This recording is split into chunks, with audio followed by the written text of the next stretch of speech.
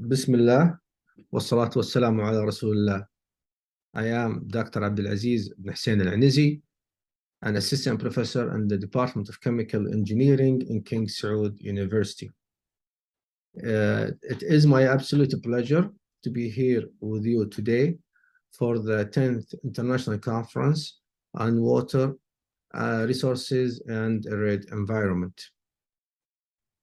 For my presentation today, I will be talking about promoting nanotechnology innovation for clean and safe water. So we will have an introduction, then we'll talk about water conservation and reuse. We will also talk about emerging technologies for water treatment and nanotechnology. We'll also talk about and focus on advanced oxidation and advanced reduction. Then we'll have a conclusion. So there is a lot of water on Earth, but only a small amount of it is fresh water. And even a smaller amount is readily available fresh water. Most of the fresh water on Earth is contained in ice or deep underground that we do not have an access to. Out of the 2.5% fresh water on Earth, only 1% is readily available surface water in lakes, rivers, and reservoirs. Water is linked to the development of all nations. It covers about 71% of our planet, but again, the fresh water can be used to drink or to use it for agriculture is very limited. Unsustainable development is placing a pressure on water resources. It's reported by 2030, the global demand on water is expected to increase by 50%.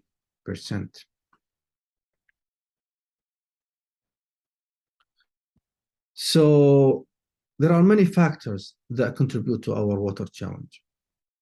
Water availability is heterogeneous across the world, so any proposed solution must be taken into account. Agriculture, again, is the largest freshwater user in the world.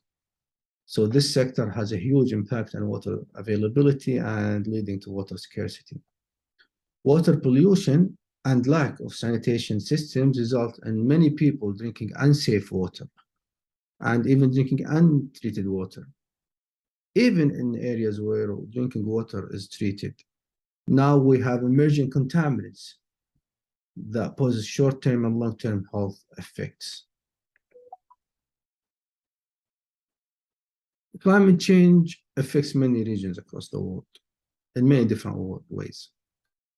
It's projected that while some areas will face heat, water stress, or lack of water, other places will face flooding due to increased frequency of extreme storms and environmental events, also including sea level rise. The water issue will go face and hand to hand with the climate change. It's been reported that 1 degree Celsius is increasing global average since the pre-industrial age, where we're trying to make more cars, more factories, more and more without focusing on our environment. Climate change is disrupting weather pattern, weather scarcity and water scarcity caused by climate change can cost some regions up to 6% of their total GDP. Reducing water resource can be a major challenge, even for water modern countries, like I mentioned in the previous slides, because of the risks the emerging contaminants pose. Insufficient water use and high water consumption rate, especially in agriculture. Saudi Arabia has the third highest per capita freshwater consumption in the world. The daily per capita water consumption increased from 227, I think, in 2009 to 278 liter in 2018. It has costs associated with it. The cost associated with the reliance on desalination is very high. We relied on, in Saudi Arabia, in this area of the world, we relied on desalination since the 1950s, and we became, as a result, as one of the leading desalinated water in the world.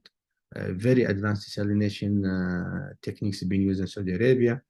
I think it's about 7.6 million cubic meter is produced daily, which is accounting to 22% of the global production of desalinated water. Water loss is another issue and challenge. Water loss in the network is one of the like the water networks is one of the main challenges. It's estimated that 25 to 40% of water loss in the globally in the water systems, which is it has to be accounted for, and we have to find many ways for detection. In this area, again, in Saudi Arabia, we developed new techniques to control water loss. So solving the water losses issue and the water challenges in Saudi Arabia, Saudi Arabia, many initiatives came in like Qatra, which aims to cut water consumption by 43% to 150%, 150 liter per capita per day by 2030. We are honored and pleased in Saudi Arabia to have His Royal Highness King Crown Prince Mohammed bin Salman and the vision of 2030, which lays and puts the goals and targets for us to a better future. So when we talk about water pollution comes from many sources, agriculture, municipal, industrial, and being some of the biggest contributors for water pollution. Due to water pollution, unsafe drinking water is a huge issue because more than 3.4 million people die a year from water-related diseases. Even in area with access to treated drinking water are facing some challenges with treated water, such as PFAS, microplastics, and some antibiotics that are resistant to water treatment systems. Research shows that these contaminants are available in the effluent and the effluent of water treatment plants. More than 3.4 million people a year, as I mentioned earlier, suffer from diseases related to water contamination. Now, globally and in the US, emerging contaminants are generated by human use, like sunscreens, wasted pharmaceuticals. They find their way to water. Are public concern.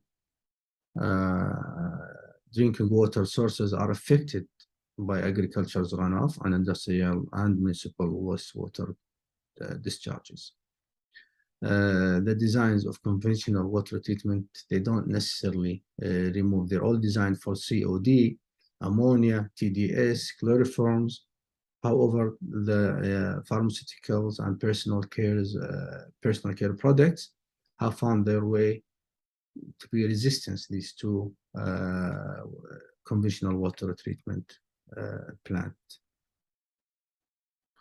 So contaminants of emerging concern are chemicals and other substances that have no regulatory standards. They are emerging and new, have been recently discovered in natural streams. There are many pollutants not currently included in routine monitoring program and may be candidates for future regulation depending on their ecotoxicity and potential health risks and environmentally relevant toxic level. These contaminants are even a concern of people who have access to treated water, like I mentioned earlier, because it's proven that they're found in treated water. Sustainable development goals for water sustainable future. Water conservation and reuse to enhance water supply, water reuse, water reuse again. I always focus on water reuse. To be environmentally conscious and for treatment of emerging contaminants and pollution, creativity, innovation. It's very, very important in any approach in our life, I believe. So creativity treatment technology for water reuse and circular water economy. We talk about carbon, circular economy, carbon footprint. It's time to talk about circular water economy and focus more on innovation on circular water economy. Any beneficial, when we talk about water conservation, it's a tool that we can use, very effective tool. So water efficiency is a tool of water conservation that result in more efficient water use and thus reduce the water demand. The value and cost effective of water efficiency measures must be evaluated in relation to its effect on use and cost on other natural resources. So sustainability to ensure the availability for future generation. The withdrawal of fresh water from ecosystem should not exceed its natural replacement rate. Energy conservation, water pumping, delivery, and wastewater treatment facilities consume significant amount of energy. In some regions, like the US and California, one of the largest, 15% of total electricity consumption is devoted to water management system. Habitat conservation. Minimizing human water use helps to preserve freshwater habitats or local wildlife.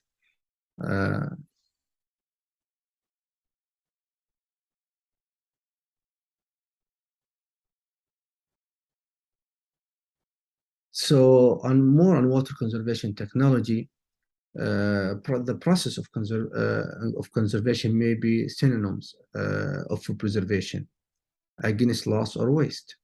It means putting the water resources of the country to the best beneficial use with all the technology at our command. Water conservation basically aims to matching demand and supply. The strategies of water conservation may be demand-oriented or supply-oriented or management management-oriented.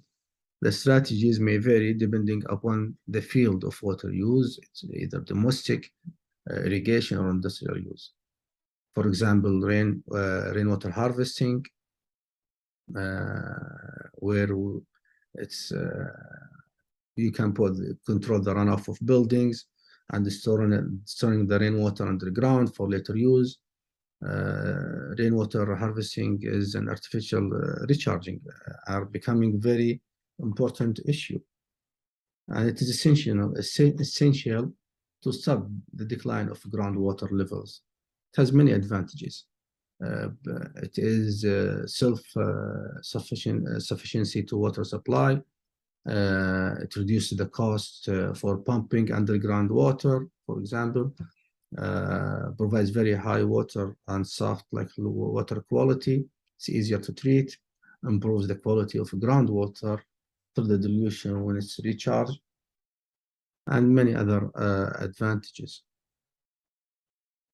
We have to use better irrigation practices. Conservation of water and the agriculture sector is essential since water is necessary for growth for our plants. The use of saline water, some crops and some plants, they can be fed with saline water, and it's widely available, but it's rarely used. Mulching also. It's the application of organic and inorganic materials such as plants, old plants waste, composites, new composites, improve soil moisture. It reduces evaporation and loss of moisture from the ground, and improves the soil fertility. Also, tippy tap for water conservation. The tippy tap is a simple device which can be found and placed on the water tap that dispenses a limited amount of water and facilitates through when you use it for wash, for wudu. In case of piped water supply, every time a tap is opened for hand wash, an average 300 to 500 milliliter of water is utilized. Using a tippy tap, it is possible to reduce it to 60 to 80 milli, from 300 to 60. That's a lot of water being saved. Tree plantation, and of course, desalination. Desalination is advanced and depends on the techniques. We have many different techniques for desalination. More on water reuse. Water reuse, also commonly known as water recycling and water reclamation. It's very beneficial. Water reuse provides alternative to existing water supplies. Many areas in Singapore, global, in California, they started relying on water reuse. There are many approaches for water reuse. You can use it after completely treat your water. You can use it for underground recharge fires. You can use it for as a feed. Many studies now they show the possibility to use treated water for the feed of desalination plants. Managing water is a global challenge that impacts the environment, social, economic, and political constraints in this earth. Effluent reclamation and reuse provide opportunities to conserve water and maintain the quality of the existing freshwater supplies. So we have to maintain what we have, and water reuse for various purposes is increasingly practiced throughout the world, as I mentioned earlier. When integrated to our water resource management, the water reuse, it can be considered as an integral part of pollution control. This is very important. And water management strategies. It may also result in benefits for the public health, applied water reuse. The water cycle ensures that used water will eventually work its way back into the nature, but it does not always end up in reservoirs that we can have an access. Most humans get their water via rivers, lakes, and groundwater, but we have to make sure and develop a special good enough technology that reused water can be used for everything. Water is the most valuable thing we have on earth. Allah subhanahu wa ta'ala وجعلنا من الماء كل شيء حي. When we take water from any natural source, we have to always be environmentally conscious. Wastewater treatment is a process, we talked about that, of converting wastewater to water that can be discharged back to the environment and futurely to the water that we can use. According to the US EPA, one of the most common forms of pollution control is wastewater treatment. It is the process where we speed up our natural process of water treatment. Water is naturally treated through the earth, but wastewater treatment plants will speed up this process. Wastewater is formed by a number of activities like normal, like human use, and the more challenging is industrial wastewater because of the type of waste in it.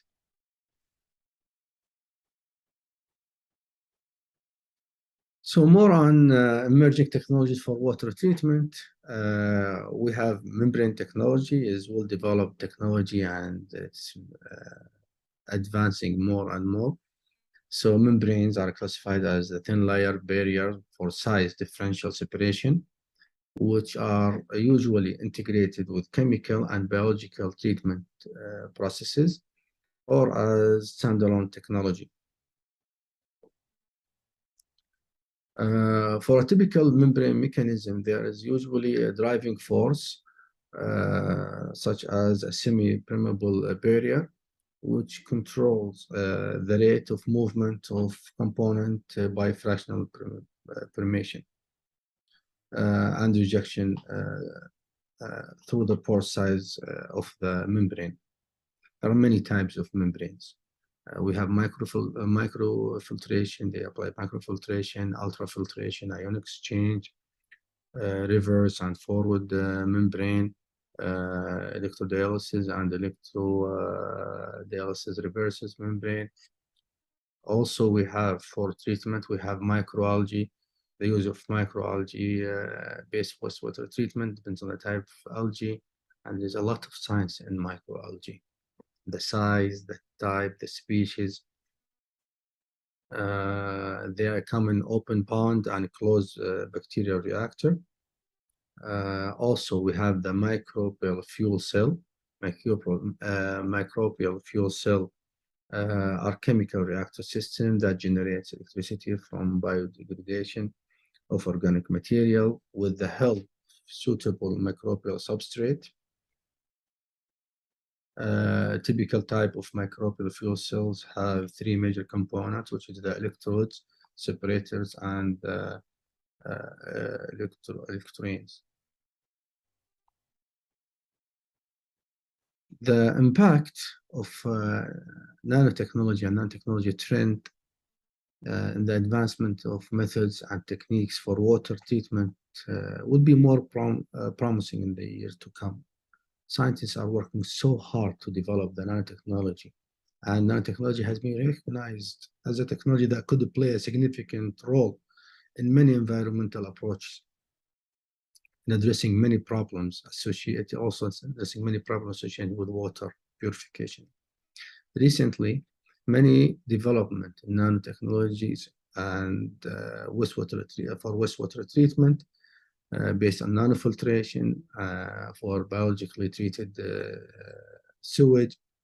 I think this study talks about sewage treated from deprivation of organic chlorines tissues, and paper industry by manganese dope zinc oxide nanoparticle have been creating promising results.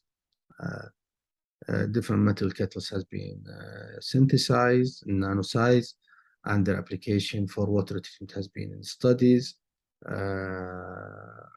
Us, with the research group I work with, we developed a new eco-friendly nano catalyst for oxidation technologies, and also to monitor these new emerging contaminants. The nano catalyst we developed it's very environmentally friendly. It works with catalyst, works under, you don't need a source of light like many photo catalysts. We focus on catalysts that work in dark, and it works through the advanced oxidation mechanism. So we developed a new eco-friendly oxidation technologies for with nanomaterial to treat these contaminants. We treated, as I will show on the coming up slides, we treated sunscreens. In one case, we treated PBSA, sulfonic acid, as a sunscreen, and in another case, we treated pharmaceuticals, diclofenac, as they're both been proven to find on the effluent of water treatment plants, and they were very hard to treat. So we use transition metal-based catalyst, which we have various, it has physical and chemical and magnetic properties. So the catalyst we develop, it has the magnetic properties that after we degrade our emerging contaminants, we will be able to collect it back and reuse it again. So mechanically or mechanistically speaking, on the mechanism, zinc ferrite combination will release electrons upon the contact with aqueous solution via oxidations of Fe2 plus to Fe3 plus, which you will see in the XPS, as we proved that in the XPS. What we did actually, we tested the catalyst after removing and after degradation of the emerging contaminants. We tested it before use and after use. Then we focused on the XPS. And the XPS, we were able to explain the results and extract new results that explain what was done. So the generated electron from the zinc ferrite nanomaterial on the surface interact with oxygen, molecular oxygen and water to generate superoxide anion that further lead to the formation of hydrogen peroxide, which will also take a second pathway of oxidation. So we'll have an oxidation pathway as presented here, and reduction pathway to degrade diclofenac. All aims to improve the quality of degrading these contaminants and have multi-disciplinary approach. So our catalysts we developed for reduction and oxidation. We showed that it's actually we're able to reduce the non-oxidizing agents, potassium permanganate, and we were able to show per naked eye the color change with the catalyst. Here we have no catalyst added, and here once we add the catalyst from A going to B, C, D, how the color changed. Also for the oxidation, we use the quenching agents, and for example here we use no quenching agents for the hydroxyl radicals, and once we have less quenching agents, tiotropitanol, we had more less quenching agents, we had more degradation. Once we added more quenching agents, we had no degradation, target contaminants. We also, as I mentioned in the previous slides, in here we see the before use. So before using the catalyst, we did an XPS analysis, we did the envelope peak, and we also focused, we quantified, we modeled the peaks via software called CASA XPS. We modeled the peaks, and then we saw Fe2 plus and Fe3 plus peaks. However, after using the catalyst, percentage of A2 plus to Fe3 plus were changed to be 50-50% compared to 63.49 to 36. So we see the difference between before and after, confirming our suggested mechanism for the degradation. We also, in a previous paper, we developed similar catalyst, but in the form, instead of zinc ferrite, we used cobalt ferrite in addition of proxy monosulfate to generate sulfate radicals for the degradation of sunscreen PPSA. These catalysts are environmentally friendly. We studied the byproducts generated. We have no harmful byproduct. We also don't need to add any sonication, electricity, UV, so they are energy efficient, and they're very effective. And more importantly, they're usable. Because of their magnetic properties, we can collect them back. Move this here a little bit. So the magnet, you can collect them back and then reuse them back again after regeneration, which is very affordable. So will nanotechnology solve an arid environment? Nanotechnology has very promising results. The ease of, after creating them, we can scale up. Uh, they are very environmentally friendly and they require not a lot of maintenance. So I hope in the future we'll develop our technologies with collaboration with many scientists, and especially after we receive the recognition from the world's best prize on water, Prince Sultan International Prize of Water of Creativity. With Dr. Dion, I had the honor of receiving the Prince Sultan International Awards on this nanomaterial, along with some other mechanisms that he will present to you. Thank you so much for allowing me to present to you. Again, it's an honor and pleasure to be here and with you today. Uh, Thank you so much.